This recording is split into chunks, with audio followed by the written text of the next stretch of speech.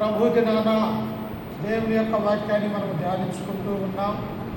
దేవుని యొక్క గొప్పతనము, భూమిని ఆకాశాన్ని సమస్త మానవాళిని నిర్మించిన తండ్రి అయినటువంటి దేవుని యొక్క ఆలోచన ప్రకారం మనమందరము కూడా ఈ లోకంలో నడుచుకునే వారిగా ఉండాలా. అందుకనే ఈ మధ్యాహ్నకాల సమయంలో కూడా కొన్ని మాటల్ని ఒక వ్యక్తి గురించి మనం ఆలోచన చేయబోతూ ఉన్నాం. బైబిల్లో అనేక మంది దేవుని వెంబడించినటువంటి వ్యక్తులు ఉన్నారు. దేవుడంటే భయం లేకుండా దేవుని నుండి దూరం అయిపోయినటువంటి వ్యక్తులను చూస్తూ ఉన్నాం. ఎవరిలాగా మనము జీవించాలా అని బైబిల్లో మనకు రాయబడ్డట్టుగా మనం చూస్తూ ఉన్నాం. అందుకనే ఈ యొక్క వ్యక్తి గురించి కేవలము కొన్ని అధ్యాయాలలో కొన్ని వచనాలు మాత్రమే ఈయన గురించి రాయబడి ఉన్నాయి. అయినప్పటికీ కూడా ఈయన ద్వారా లోకంలో ఉన్నటువంటి క్రైస్తవులు మంచి బోధ ఆయన మనకు చూపించినట్టుగా మనం చూస్తాం. చూడండి, నాతో పాటు పరిశుద్ధ గ్రంథంలో నుంచి తిమోతికి రాసిన అపోస్తులైనటువంటి పౌలు గారు తిమోతికి రాసినటువంటి 2వ పత్రిక 1వ అధ్యాయము 15 నుంచి 18 వచనాలు ఈయన గురించి ఉంటాయి. చూడండి ఒకసారి.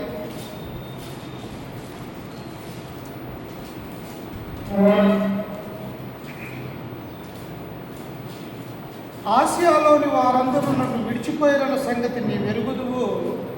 వారిలో పుగెళ్ళు, హెర్మేగును అనువారు ఉన్నారు. ప్రభు ఒనేసిఫోరు ఇంటి వారి యందు కనికరము చూపునుగాక. అతడు రోమాకు వచ్చినప్పుడు నా సంఖ్యలను గురించి సిగ్గుపడక శ్రద్ధగా నన్ను వెతికి కనుగొని అనేక పర్యాయములు ఆదరించెను.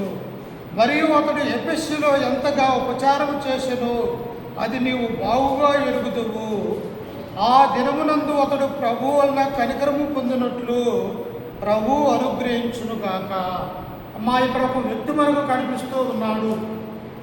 ఎవరైనా ఒనేసిఫోరు.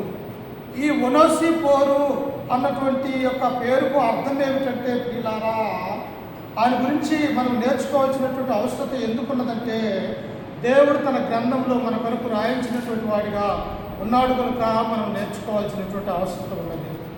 ఒనేసిఫోరు అనే పేరుకు అర్థం ఏమిటంటే లాభకరుడు, లేకపోతే లాభము తెచ్చేవాడు. ఏం పేరంటే అర్థమయ్యా? లాభకరుడు, లాభము తెచ్చేవాడు అనే పేరుని మనం చూస్తూ ఉన్నాం. అంతేకాదు, ఈయన అన్యుడుగా ఉంటున్నాడు. ఎందుకంటే ఈ పేరు కలిగినటువంటి వారు ఇశ్రాయేలులో కానీ లేకపోతే గ్రీక్ భాషలలో రాయబడ్డటువంటి పేర్లు కానీ యోధా జాతిలో కానీ పేరు కలిగినటువంటి వారిని మనం చూడం. కనుక ఇతను ఎవరై ఉండవచ్చు అంటే గ్రీసు దేశస్తులే ఉండవచ్చు, అన్యుడు అని దేవుని యొక్క గ్రంథం మనకు సెలవిస్తూ ఉన్నది. అన్యుడైనప్పటికీ కూడా మరి ఎలా మారు మనసు పొంది ఉండవచ్చు అంటే ఎఫెసీ పట్టణంలో పోస్తున్నటువంటి పౌలు గారు 3.5 సంవత్సరాలు దేవుని యొక్క సువార్తను ప్రకటించి తురున్ను అనేటువంటి ఒక పాఠశాలను అద్దెకు తీసుకొని అనేకులకి దేవుని యొక్క వాక్యాన్ని నేర్పించినట్టుగా మనం చూస్తాం. కనుక ఇతని యొక్క పట్టణం ఎఫెసీ పట్టణం కనుక పౌలు చెప్పుచున్నప్పుడు అక్కడికి వెళ్ళి విని మారు మనసు కలిగి ఉండవచ్చు అని చరిత్రకారులు తెలియజేస్తున్నటువంటి మాటలు. అయితే ఇతను ఏం చేస్తూ ఉన్నాడట? పౌలు రాస్తూ ఉన్నాడు. ఈ పత్రిక రాసే సమయానికి ఎక్కడ ఉన్నాడో తెలుసా? రోమాచర్లో ఉన్నాడు, బందీగా ఉన్నాడు. ఇక కొన్ని నెలల్లో ఈ యొక్క లోకంలో నుంచి వెడలిపోయేటువంటి అవకాశం పౌలు గారికి ఉన్నది. ఎందుకంటే ఆనాడు ఉన్నటువంటి కైసరే చక్రవర్తిగా ఉన్నటువంటి టైటస్ అనే ఈ యొక్క చక్రవర్తి ఏం చేస్తూ ఉన్నాడంటే ఈ పౌలు వల్ల ప్రపంచంలో ఉన్నటువంటి నలుమూలలు కూడా క్రీస్తు యొక్క సువార్తను అనేకులకు కూడా బోధిస్తూ ఉన్నాడు. అంతేకాదు, రోమాకు వచ్చి రోమాలో కూడా క్రీస్తు యొక్క సంఘము స్థాపిస్తూ ఉన్నాడని చెప్పేసి ఈయన 2వ మారు ఆయన అరెస్ట్ చేసినట్టుగా మనం చూస్తూ ఉన్నాం. కనుక ఇప్పుడు ఎలా ఉంటుందంటే పౌలు సంఖ్యలతో బంధింపబడినటువంటి వాడిగా ఉన్నాడు. సంఖ్యలతో మనం ఏదన్నా చిన్న అనారోగ్యం వస్తేనే ప్రార్థనకి పోలేనటువంటి వాడిగా ఉంటాం. కానీ ఇతనికి ఎలా ఉన్నదంట? 2 చేతులకు సంఖ్యలు, కాళ్ళకు బొండాలు, ఒక కటిక చీకట్లో ఆయన వేసినటువంటి వాడిగా రోమా ప్రభుత్వం మనం చూడగలం. కానీ ఎప్పుడైతే పౌలు గారికి ఇంకొక సంఖ్యలు పడ్డాయో, ఏమైనా మరణమైపోతూ ఉన్నాడు అని ఆయన వెంబడించినటువంటి ఉంటారు కదా క్రైస్తవులు, స్వార్థికులు. వెంటనే ఏం చేశారంటే పారిపోయారు. ప్రియులారా, ఏం చేశారంట? పారిపోయారు. పోలీసులు చూస్తే పారిపోతారా? పారిపోరమ్మా. ఎందుకంటే వాళ్ళు మమ్మల్ని ఎలాగ మళ్ళీ పట్టుకొని చెరసాల్లో బంధిస్తారేమో అన్నటువంటి ఆలోచన కలిగి తోటి స్వార్థికులు పౌలు గారిని చూసి ఏం చేశారంటే ఆ పౌలు గారిని వదిలివేసి వెళ్ళిపోయారు. ఇప్పుడు ఒంటరిగా పౌలు రోమాచర్లో ఉన్నట్టుగా మనం చూస్తూ ఉన్నాం. మనం ఒంటరిమైనప్పటికీ కూడా ఎవరు మనకు తోడుగా ఉన్నాడు? దేవుడు మనకు తోడుగా ఉన్నాడు. మనం ఎప్పటికీ కూడా మన బంధువులు విడిచిపోవచ్చు, మన అన్నదమ్ములు దూరమైపోవచ్చు, లేకపోతే మన రక్త సంబంధికులు మన నుండి దూరమైపోవచ్చు, కానీ మన నమ్ముకున్నటువంటి దేవుడు మనతో పాటు ఎల్లప్పుడూ ఉంటాడన్నటువంటి ఆ విషయాన్ని మనం జ్ఞాపకం చేసుకోవాలి. అందుకే ఈ రోమాచర్లో ఉన్నటువంటి ఈయన అనేక మంది వెళ్ళిపోయారు అపోస్తున్నటువంటి పౌలు గారిని వదిలివేసి. కానీ ఒక వ్యక్తి ఇక్కడికి వస్తూ ఉన్నాడు ఈ చెరలోనికి. ఎవరు ఈయనంటే ఏదే ఒనేసిఫోరు. జైల్లో ఉన్నటువంటి వ్యక్తిని చూడటానికి ఎవరైనా వస్తారమ్మా? వస్తే నీకు వాడికి ఏంటి సంబంధము, ఎందుకు వస్తున్నావు అని చెప్పేసి ఇతను కూడా లోపలేస్తారేమన్నటువంటి ఆ భయం అనేది ఉంటూ ఉంది. కానీ ఒనేసిఫోరు అలాంటి వాడు కాదు. ఎలాంటి వాడు ఈయన? ఇతను చాలా మంచివాడు, ప్రత్యేకమైనటువంటి వాడు, ఎవరన్నీ చెప్పినా వినటువంటి వాడిగా ఈ ఒనేసిఫోరుని మనం చూస్తూ ఉన్నాం. అందుకనే ప్రియులారా చూడండి, ఈయన గురించి ఏమని ఉన్నదంటే, ఎందుకు అపోస్తులైనటువంటి పౌలు చెరసాలలో బంధింపవలసినటువంటి అవసరము ఏమొచ్చి ఉండొచ్చు? పౌలు గారికి ఏమైనా నేరం చేశాడా? లేకపోతే ఏమైనా దొంగతనం చేశాడా? లేకపోతే ఏమన్నా అబద్ధాలు ఆడాడా? కాదు, ఏమీ కూడా చేయలేదు. ఎందుకు ఆయన మరి అరెస్టు చేయవలసినటువంటి అవసరత రోమీలకు వచ్చినది అంటే దేని విషయమంట? ఆయన దేని విషయమై ఆయన అరెస్టు చేయబడుతూ ఉన్నాడు అంటే ప్రియులారా, సువార్త నిమిత్తమై. ఏం నిమిత్తమంట? సువార్త బోధిస్తే కొట్టేవారిగా ఉన్నారు. దేవుని యొక్క సత్య సువార్తను క్రైస్తవ ఇతరులకు బోధిస్తూ ఉన్నప్పుడు ఓర్చుకోలేనటువంటి వారు బంధించే వారిగా ఉంటున్నట్టుగా మనం చూస్తూ ఉన్నాం. అందుకని ఒకసారి చూడండి, ఎఫెసీయులకు రాసినటువంటి పత్రిక 3వ అధ్యాయం 1వ వచనాన్ని చదువుతున్నాము. ఎఫెసీయులకు రాసినటువంటి పత్రిక తీయండి, కలుసుకోండి. 3వ అధ్యాయం 1వ వచనము. ఈ హేతువు చేత అన్యజనులైన మీ నిమిత్తము క్రీస్తు యొక్క ఖైదీనైన పౌలును నేను ప్రార్థించుచున్నాను. అమ్మా, ఎలా ఉన్నట? అన్యజనుల నిమిత్తము. వాస్తవంగా అన్యులకు పౌలు గారికి ఏమన్నా సంబంధం ఉందా? ఏం సంబంధాలు లేవు. ఎందుకో తెలుసా? ఈయనేమో యూదుడు, వాళ్ళెవరు? ఈయన బోధించేవారు అన్యజనులు, అంటే దేవుడిని ఎరగనటువంటి వారు. కానీ ఎవరి నిమిత్తమైనా ఆ యొక్క రోమాచంలో ఖైదీగా బందీగా ఉన్నాడంటే ఎఫెసీయులకు ఈ పత్రిక రాస్తూ తెలియజేస్తూ ఉన్నాడు. ఏమని? మీ నిమిత్తము, మీ నిమిత్తము అంటూ ఉన్నాడు. అంటే మీకు సువార్తను నేను ప్రకటించటం వలన, మీకు సత్య సంబంధమైనటువంటి వాక్యాన్ని నేను బోధించటం వలన నన్ను బంధించారు రోమీలు అని చెప్పేసి ఎఫెసీలో ఉన్నటువంటి సంఘానికి పౌలు గారు సెలవిస్తూ ఉంటారు. నిజంగా ఈనాడు మనుషులు ఎలా ఉంటారో తెలుసా? స్వార్థపరులుగా ఉంటారు. నా వాళ్ళే బాగుండాలా, నా అన్నదమ్ముళ్ళే బాగుండాలా, నా అక్క చెల్లెళ్ళే బాగుండాలా, వేరెవరు కూడా బాగుండకూడదు అని ఆ స్వార్థపూరితమైనటువంటి ఆలోచనలు ఉంటాయి. కానీ పౌలు గారికి అలాంటి స్వార్థపూరితమైన ఆలోచనలు లేవు. ఎందుకో తెలుసా? తన వాళ్ళు క్రీస్తులో రక్షింపబడాలని, అలాగనే అన్యజనులైనటువంటి వారు కూడా క్రీస్తులోనికి రావాలన్నటువంటి ఒక సదుద్దేశం కలిగి అన్యజనులకు దేవుని యొక్క స్వార్థను ప్రకటించినటువంటి వారిగా మనం చూస్తూ ఉన్నాం. అందుకే ఆయన బంధింపబడ్డాడు ఆ విషయంలో అన్నటువంటి వాక్యాన్ని కూడా మనం ఆలోచన కలిగి ఉన్నాం. అంతేకాదు ప్రియులారా, చూడండి ఒకసారి ఎఫెసీయులకు రాసినటువంటి పత్రిక 3:13 మనం చదువుకుంటే ఏమన్నది ఒకసారి? 3:13 అక్కడే. కాబట్టి మీ నిమిత్తమై నాకు వచ్చిన శ్రమలను చూసి మీరు ఐధైర్యపడవద్దని వేడుకొనుచున్నాను. ఇవి మీకు మహిమకరములై ఉన్నవి. ఏంటి? బంధింపబడితే సంఘానికి మహిమకరమా? సువార్థికుడు బంధింపబడితే, చెరసాల్లో బంధింపబడితే దేవునికి మహిమకరమైనటువంటి సంగతులా? అందుకని అక్కడ పౌలు ఏమంటూ ఉన్నాడు 13వ వచనములో, కాబట్టి మీ నిమిత్తమై నాకు వచ్చిన శ్రమలు. ఎందుకు వచ్చాయో తెలుసా? మీకు వాక్యం చెప్పడం వలన నన్ను బంధించారు. మీ నిమిత్తమై నాకు శ్రమలు వచ్చినాయి అంటూ ఉన్నాడు. అంటే ఈయన ఏం చేస్తూ ఉన్నాడంటే ఇతరులను కూడా ప్రేమించే మనస్సు కలిగినటువంటి వాడు. ఏమన్నాడు ప్రభు అయినటువంటి యేసుక్రీస్తు వారు? నిన్ను అనే నీ పొరుగు వారిని ప్రేమించడం. పొరుగువాడు ఎవడు? మన కుటుంబ సభ్యుడు కాదు, మన రక్త సంబంధికుడు కాదు, ఇతరుడు కాని వాడిని పొరుగువాడు అనే దేవుని యొక్క గ్రంథం మనకు సెలవిస్తుంది. కనుక నీ పొరుగు వాడిని ప్రేమించమని దేవుని యొక్క వాక్యం సెలవిస్తూ ఉన్నది. కనుక ఈ పౌలు గారు కూడా ఏం చేస్తున్నాడంటే నా యొక్క యూదామాన జాతినే కాదు, నా యొక్క అన్నదమ్ములైనటువంటి ఇశ్రాయేలు ప్రజలనే కాదు, అన్యులలో నశించిపోతున్నటువంటి వారిని క్రీస్తు యొద్దకు తీసుకురావాలి అన్నటువంటి ఆలోచన కలిగి పౌలు గారు అన్ని జనులకు సువార్తను ప్రకటించినటువంటి వాడిగా మనం చూస్తూ ఉంటాం. అంటే పౌలులో ఏమున్నది? ఇక్కడ మంచి ప్రేమ కలిగినటువంటి వాడిగా ఉంటూ ఉన్నాడు. ప్రేమ అంటే అర్థం ఏంటో తెలుసా? తన ఇష్టాలను నెరవేర్చుకునేది కాదు, ఎదుటి వారి ఇష్టాలను ఏవో గమనించి ఆ ఇష్టాలను నెరవేర్చే విషయము. మనకున్నా లేకపోయినా ఎదుటివాడు మన నుండి శ్రమ పడకూడదు అని చెప్పేసి ఆలోచన కలిగేవాడు ప్రేమ కలిగినటువంటి వాడు. అందుకనే ఏమన్నాడు యోహాను సువార్త 3వ అధ్యాయం 16వ వచనములో? దేవుడు లోకమును ఎంతో ప్రేమించాడు.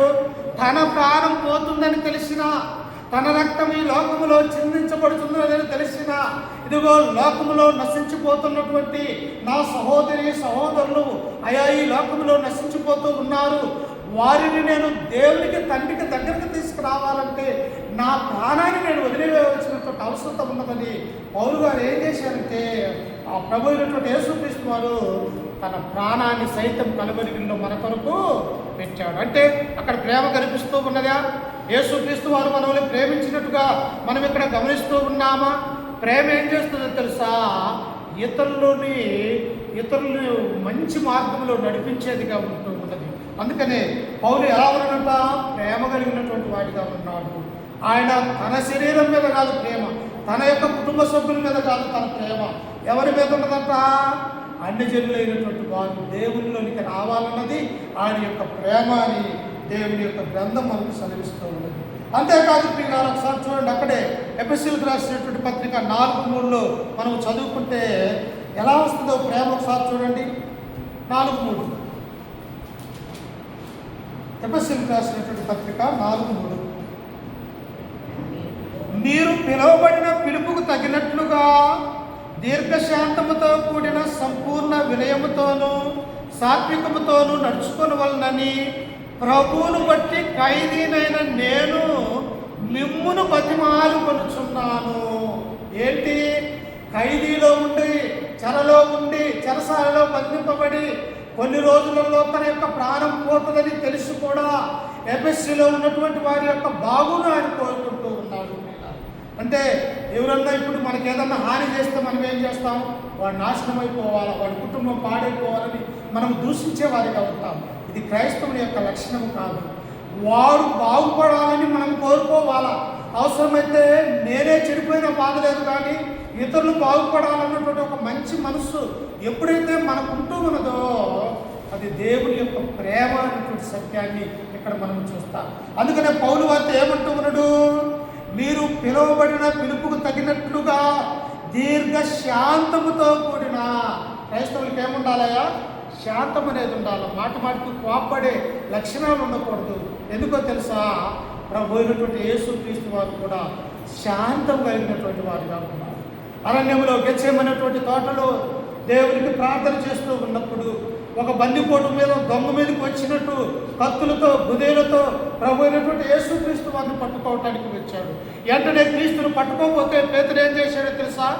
తన వరలో ఉన్నటువంటి కత్తిని తీసుకొని రోమా సైనికుడైనటువంటి ములుగు అనేటువంటి ఒక వ్యక్తిని చెవి ఏం చేశాడంటే తెగనరికాడు. అంటే ఆవేశపరుడుగా ఉన్నాడు, తొందరపాటు చేసేవాడిగా ఉన్నాడు.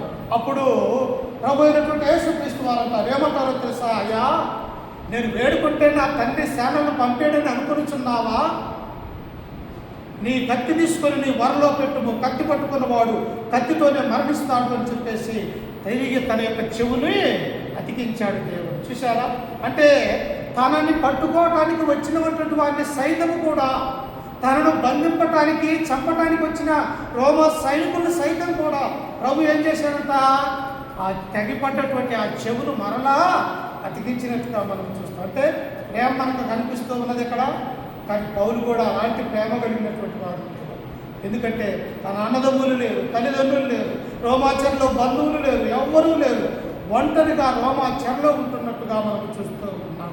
అందుకనే ఏమంటూ ఉన్నాడు ఇక్కడ చూడండి ఒకసారి. అదే తిమోతికి రాసినటువంటి 2వ పత్రిక. ఆయన ఒంటరిగా ఉన్నాడమ్మా. ఒకసారి చూడండి 4వ అధ్యాయం 10వ వచనం చూడండి. 9, 10 తిమోతికి రాసినటువంటి 2వ పత్రిక 4, 10, 9, 10. నా యొద్దకు త్వరగా వచ్చుటకు ప్రయత్నము చేయము. దేమ ఇహలోకమును స్నేహించి నన్ను విడిచి తెస్సలోనికకు వెళ్ళను. క్రిస్కే గలతీకు, తీతు దల్మతీకి వెళ్ళిరి. లూకా మాత్రమే నా యొద్ద ఉన్నాడు. మార్కును వెంటబెట్టుకొని రమ్ము. అతడు పరిచారం నిమిత్తము నాకు ప్రయోజనకరమైనవాడు ఉన్నాడు. అక్కడే ఉన్న చూడండి. తుకికును ఎఫెసుకు పంపితిని. చూడండి, నీవు వచ్చినప్పుడు నేను త్రోయలో కర్పునొద్ద ఉంచి వచ్చిన అంగీని, పుస్తకములను, ముఖ్యముగా చర్మపు కాగితములను తీసుకొని రమ్ము. ఉన్నారమ్మ పౌలు దగ్గర ఎవరన్నా? అందరు వెళ్ళిపోయారు. దేవ వచ్చేసేమో ఈ లోకాన్ని స్నేహించి పాపాన్ని వదిలివేసి తెస్సలోనికకు వెళ్ళిపోయాడు. ఆ తర్వాత వచ్చేసి ఎవరెవరు వెళ్ళిపోయారంట? క్రిస్కే వచ్చేసి గలతీకి వెళ్ళిపోయాడు. తీతు వచ్చేసి దల్మతీకి వెళ్ళిపోయాడు. ఆ తర్వాత ఇంకా ఎవరున్నారంట? తుకికి వచ్చేసి ఎఫెసుకి పంపితే ఇక నా దగ్గర లూకా మాత్రమే ఉన్నాడు అంటున్నాడు. చూసారా, కొన్ని సమయాలలో క్రైస్తవ జీవితంలో ఒంటరిగా నిలబడే అవకాశం ఉన్నది. ఎవరు నీ దగ్గరకు రారు, ఎవరో కూడా నీ దగ్గరకు వచ్చి మాట్లాడేవారు కూడా నీ జీవితంలో జరగబోవచ్చు. ఎందుకో తెలుసా? మనం పట్టుకున్నటువంటి వాడు ప్రభు అయినటువంటి యేసుక్రీస్తు. మనం బోధించేది సత్యమైంది కాబట్టి, సత్యానికి ఎవరు కూడా చెవులు ఇవ్వరు కాబట్టి మన మీదకి తిరగబడే వారే ఎక్కువ ఉంటారని మనం జ్ఞాపకం చేసుకోవాలి. అందుకనే ఇంతమంది పారిపోయినప్పటికీ కూడా ఒక వ్యక్తి పౌలు కోసము వెతుకులాడుకుంటూ వచ్చాడు. ఎవరు ఆయన? ఒనేసిఫోరు. చూసారా, ఆయనకి ఎంత ప్రేమ ఉంటే పౌలు గారి మీద, దేవుని మీద ఎంత ప్రేమ భక్తి ఉంటే ఒనేసిఫోరు జైళ్ళల్లో ఉన్నటువంటి ఆ వ్యక్తిని చూడటానికి వచ్చి ఉండవచ్చు. అందుకనే ఏమన్నాడు అక్కడ చూడండి. అక్కడే తిమోతికి రాసినటువంటి 2వ పత్రిక 4:16 ఏమనున్నదో.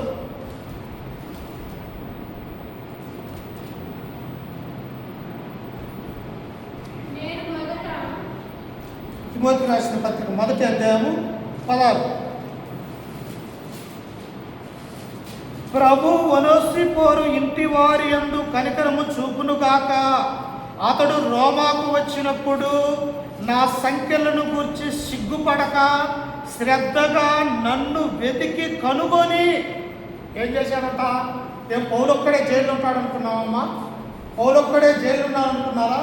ఆనాడు ప్రపంచం మొత్తానికి కూడా, ఈనాడు చర్లపల్లి జైలు ఎట్టును హైదరాబాద్లో, అలాగనే ఆంధ్రప్రదేశ్లో రాజమండ్రి సెంట్రల్ జైలు ఎట్టును, ఆనాడు ప్రపంచం అంతా కూడా పరిపాలన చేస్తున్నటువంటి రోమా ప్రభుత్వంలో ఉన్నటువంటి ఆ జైలు వచ్చేసి కొన్ని వేల మంది ఉన్నారు. అంతకులు, హత్య చేసినటువంటి వారు, యుద్ధ నేరాలు కలిగినటువంటి వారు అనేక మంది, కొన్ని వేల మంది ఆ బందీలలో ఉన్నారు. అప్పుడు ఈ ఒనేసిఫోరు ఏం చేశాడో తెలుసా? ఎక్కడ ఏ చెరసాలలో బంధించారు పౌలు గారిని ప్రతిరోజు కూడా ఆ చెరసాలకు వెళ్ళి జైలర్లని, పోలీసుల్ని కనుక్కొని ఆయన్ని వెదకి కనుక్కొని పౌలు గారిని ఆదరించినట్టుగా మనం చూస్తాం. నిజంగా ఆదరణ ఏంటో తెలుసా? కష్టకాలంలో ఉన్నప్పుడు, శ్రమలలో ఉన్నప్పుడు వారి దగ్గరికి వెళ్ళి వారిని పలకరించి ప్రభు గురించి 4 మాటలు తెలియజేసినట్టయితే వారికి ఎంతో ధైర్యం అనేది వస్తూ ఉన్నది. అదే అనారోగ్యం కలిగినటువంటి వాడి దగ్గరికి వెళ్ళి ఇదిగో వాడిట్ట చచ్చిపోవడం, ఈడిట్ట చచ్చిపోవడం అని కదా నువ్వు మనం మాట్లాడినట్టయితే వాడు ఇంకా కుంగిపోవటానికి అవకాశం అనేది. అందుకని ఇక్కడ ఒనేసిఫోరు ఏం చేశాడు? చెరసాలలో ఉన్నటువంటి ఖైదీగా అనేక మంది వదిలివేసినటువంటి వారైనప్పటికీ కూడా పౌలు గారు ఈ ఒనేసిఫోరు వెళ్ళి ఆయనను శ్రద్ధగా వెతికాడంటే తనకు పౌలు గారి మీద ప్రేమ ఉన్నది. ఎందుకు ప్రేమ ఉన్నదమ్మా? నేను అన్ని జనులలో ఉన్నప్పటికీ కూడా క్రీస్తు యొక్క సువార్తను నాకు ప్రకటించాడు. నాకే కాదు, నా యొక్క కుటుంబానికి కూడా ప్రకటించి నన్ను క్రీస్తులో ఒక సభ్యుడిగా చేశాడు, తయారు చేశాడు. కనుక ఈ కృతజ్ఞత భావాన్ని పౌలు గారి మీద ఒనేసిఫోరు చూపిస్తున్నట్టుగా మనం చూస్తూ ఉన్నాం. అందుకనే ప్రతి విషయంలో ఏం చేయమన్నాడు దేవుడు? కృతజ్ఞతాస్తుతులు చెల్లించాలి. కృతజ్ఞత లేనివాడు నావాడు కాడు. చిన్న సహాయమా, అది పెద్ద సహాయమా, చిన్నదా మాట సహాయమా లేకపోతే ఆర్థిక సహాయమా, ఏదైనప్పటికీ కూడా ఒక మనిషి నీ జీవితంలో నీకు సహాయం చేసినట్లయితే అది బ్రతికినంత కాలం కూడా ఏ భావాన్ని కలిగి ఉండాలా? కృతజ్ఞతా భావాన్ని